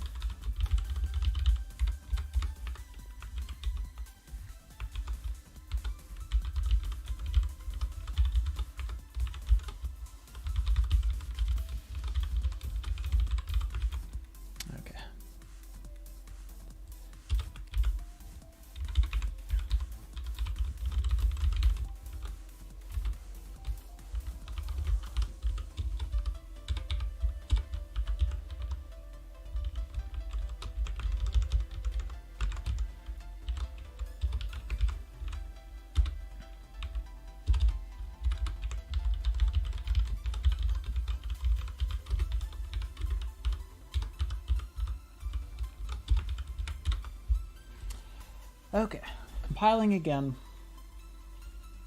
and hopefully this time it will actually work properly and build a proper zombie horde.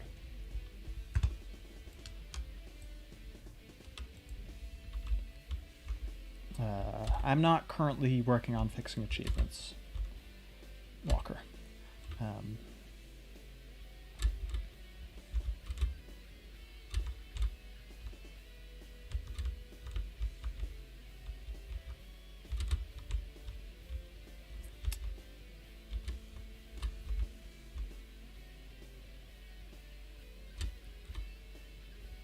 I will get to those once I fix all the other bugs.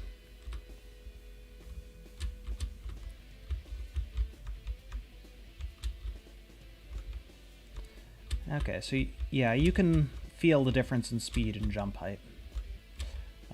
It's a little less obvious when on ice, but...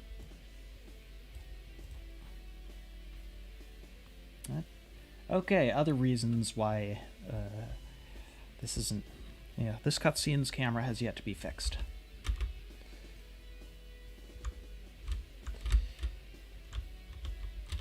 So yeah, the zombie relies really heavily on these mid-air jumps.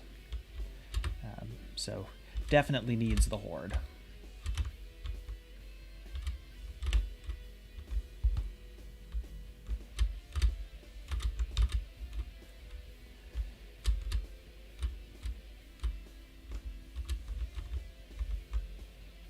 Whoa. That's what happens when someone else lands. A duplicate lands when you're not ready. Also, they have really weird...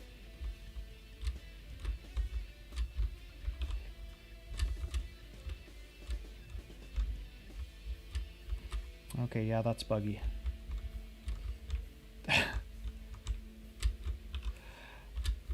Wow, that needs fixing. Like, does this happen in beta normally? This whole thing where gravity just...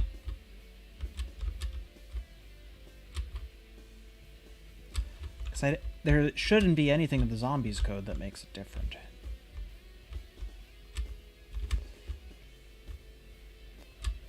Yeah. As long as the main one hits ground, it's fine.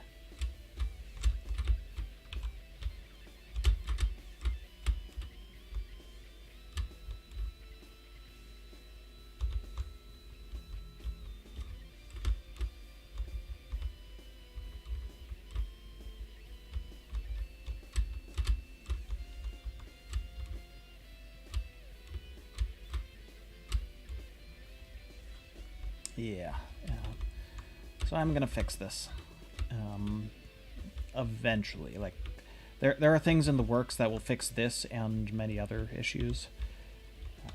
It just takes time. Whoops. Will this take time?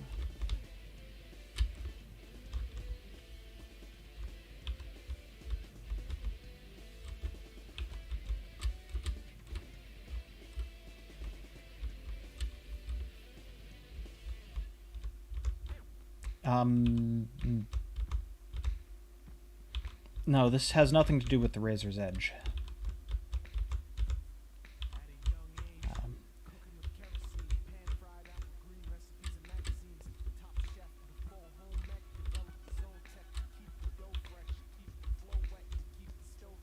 Okay, look at this.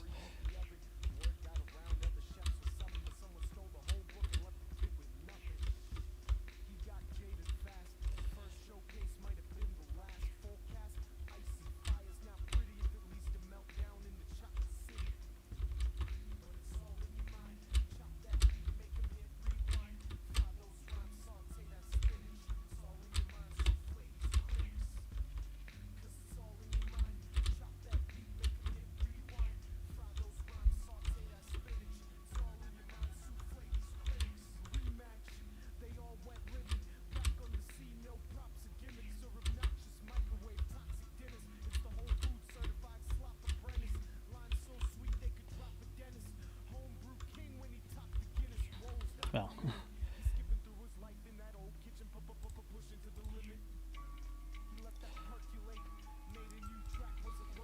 I'm here to test, not to beat that level.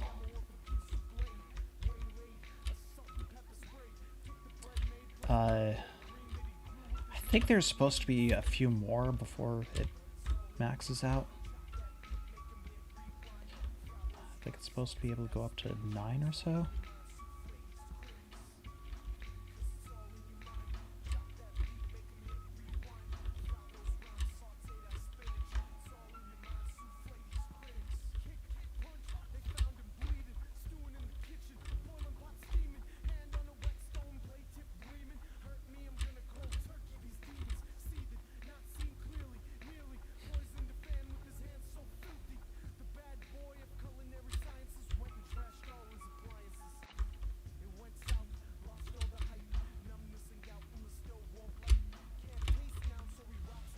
Okay, I think I will lower how high the copies jump.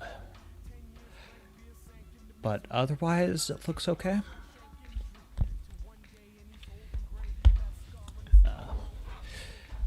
Still TBD on whether to release that.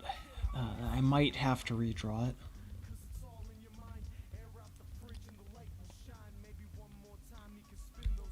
But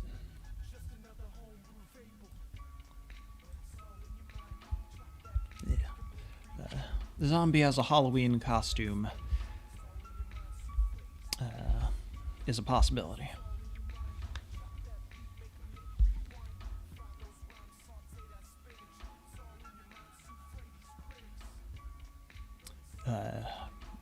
Right, as long as we're talking about characters and costumes.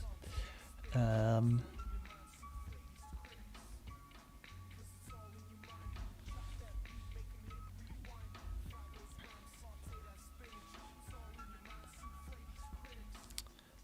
think most of them I addressed, like, they're on the page.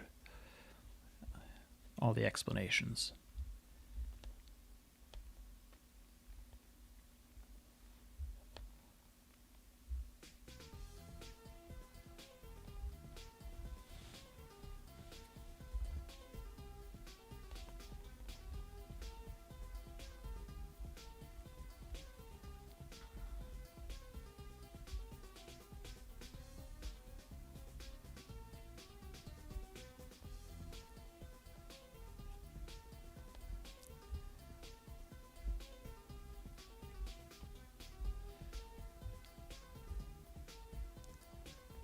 Yeah, I think I addressed the characters adequately for now. Miscellaneous.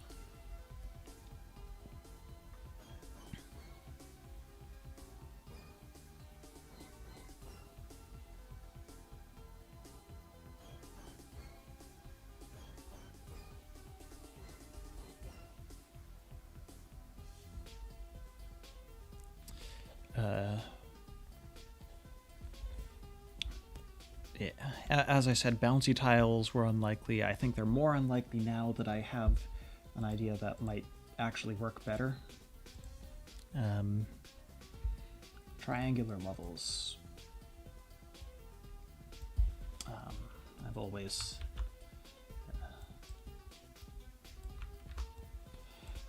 I've always thought it was just inconvenient. You go in the corner and you can't see as well because the camera has to squeeze down with you. You jump and you can't do a proper jump because you run into the wall. It's just all very inconvenient.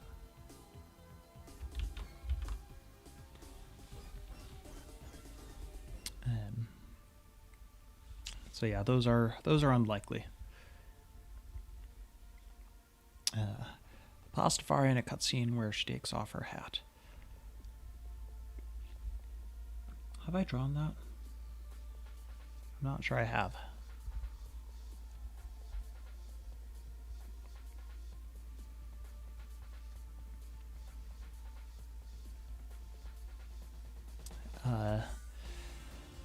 Oh, yeah, I guess I should talk a little bit about all these ideas that require extra buttons. Like one of them I'm currently looking at is this stomp thing.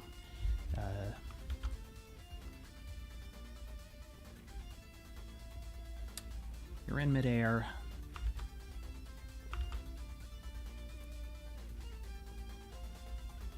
You're jumping.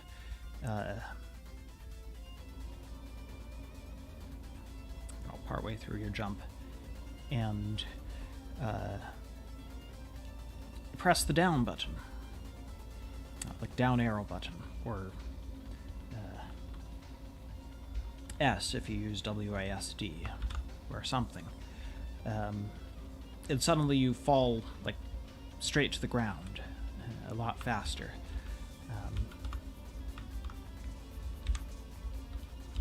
So instead of doing a smooth jump over a gap,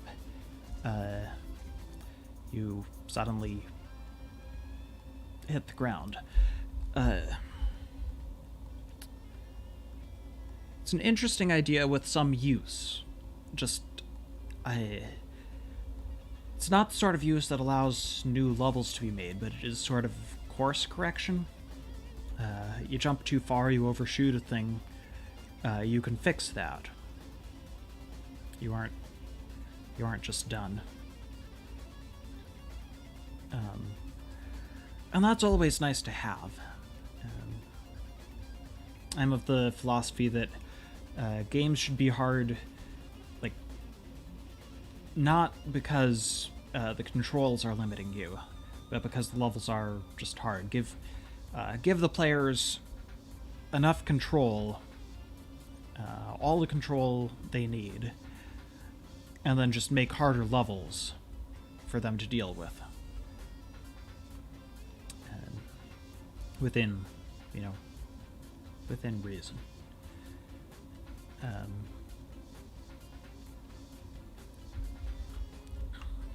But in terms of controls that kind of make sense and would help, well, it doesn't make perfect sense. They have aerial mobility. They don't have this much, but whatever. It's easy to understand. It's easy enough to use. Press the button when you want to land. You can see when you need to land.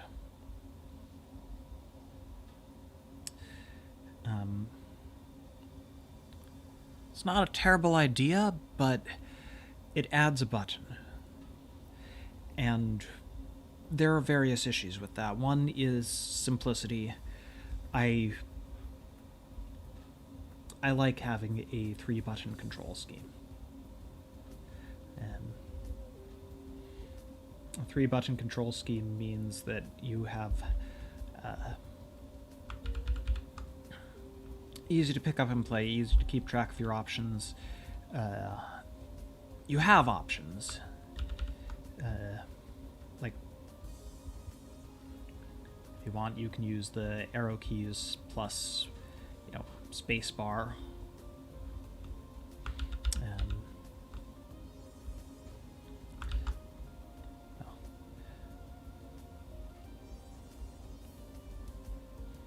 You can use these keys. I mean, if you're just using arrow keys or WASD, you could use the one in the middle. But then what about mobile?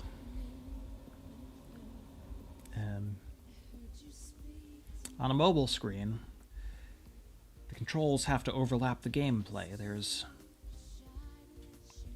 a tunnel in here, and you're in there,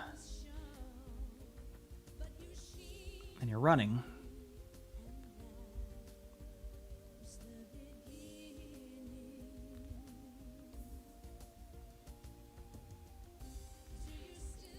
And you've got controls. You've got this thing, this region of the screen where you've got to swipe. And this area where it's a jump button. And I don't know, you got a thumb and a thumb. And it's not covering too much, that's fine. And it's easy to use the controls because you can hit anywhere on this side of the screen if you want to swipe and move sideways, and you can hit here if you want to, like, anywhere on this quarter of the screen or so. Like, this whole quarter is the jump button, except for pause. But other than that, everything is jump, and it's very easy to, like, it's easy enough to use. It's not an amazing control scheme, but then it's mobile. It can't be an amazing control scheme. But where do we put another button? Do you have to... do we put the stomp button up here? In which case you press the lower button to jump and the upper button to fall? That doesn't make sense. Do we swap the buttons?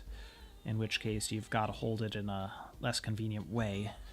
Like, it restricts how you can hold the phone.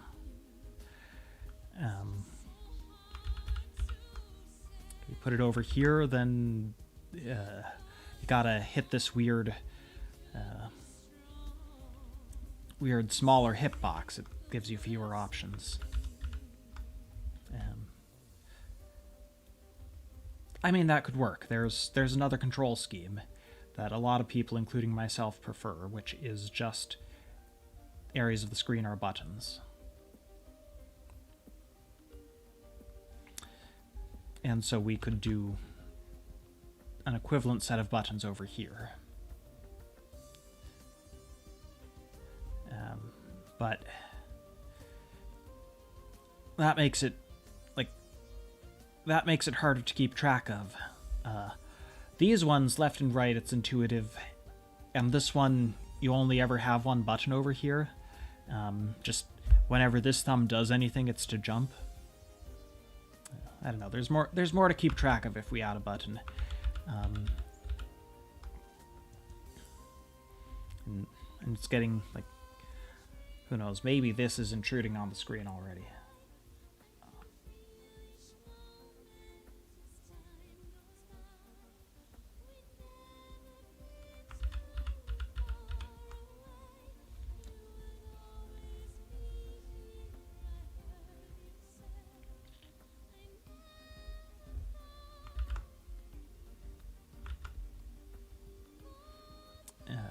It's just... the mobile control schemes are not amazing, and adding buttons is not going to make them any better. Like, I have ideas for what to do with them.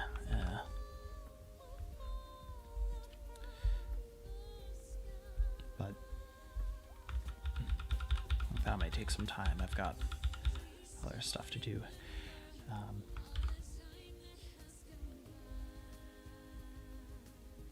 And that's why all the characters that have special abilities, it's after they jump, or activated abilities, the student and the angel. You jump first, and then, well, a jump button would otherwise be useless until you land. So it now has a new purpose. It now does a new thing. It's the same button doing a new thing. But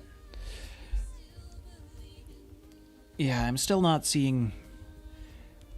like, I haven't seen anything that's good enough to make me want to add another button and rethink the mobile control schemes and mess with the web control schemes.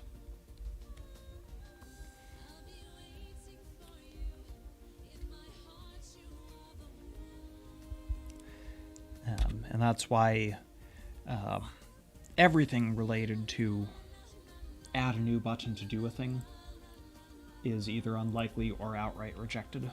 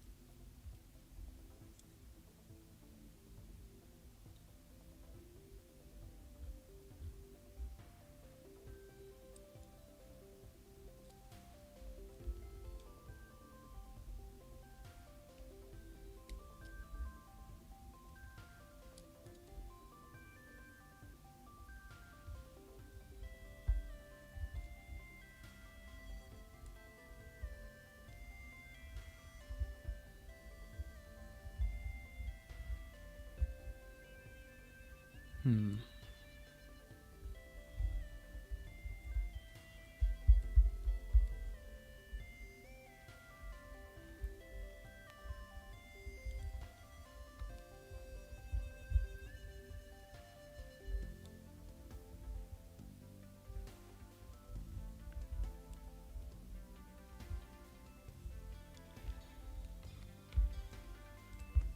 forget what else needs to be discussed, but I'm not seeing anything more.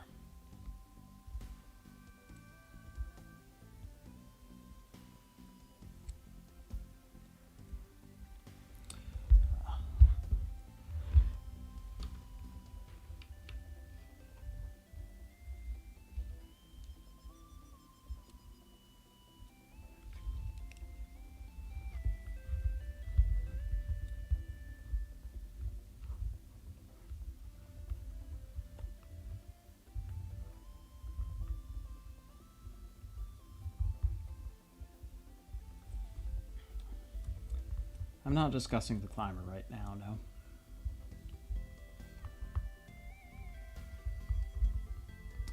I think that's all I have to discuss on this stream. Hopefully next time I will be prepared to do the thing I was hoping to do today.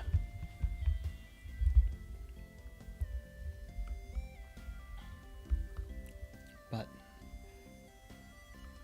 that requires some coding, and I don't want to make you sit through hours of the stuff, so I hope to get the bulk of the work done beforehand. So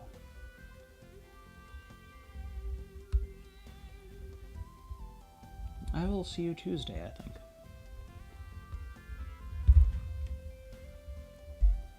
Thanks for watching.